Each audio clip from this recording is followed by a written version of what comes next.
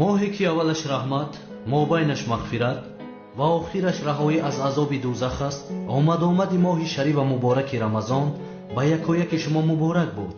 ҷаноби ҳақ рӯзадории инсонҳои солеҳ ва хайру дуоҳое ки дар ин моҳ мекунанд қабул гардонад иншоаллоҳ.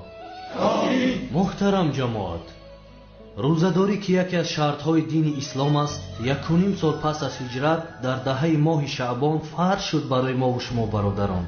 баъд аз он рӯз ҷаноби пайғамбар ва умматонаш дар моҳи Рамазон рӯза гирифтанд ва вақти зиёдашонро бо ибодат сарф мекарданд. ҷаноби пайғамбарамон мисле ки роҳи як меҳмони боқадро мунтазир мешавӣ, ҳамин хел мунтазири моҳи Рамазон мешуд. 3 моҳ пеш хушҳол мешуд, барои Рамазон омодагӣ медид, барои ибодат худро ҳозир намуда, моҳи Рамазон ки мерасид, рӯзаашро ба дурустӣ мегирифт ва талаби мағфират мекард. пайғамбарамон дар масъалаи хӯроки авсарӣ бодиққат буд. мегуфт барои хӯроки авсарӣ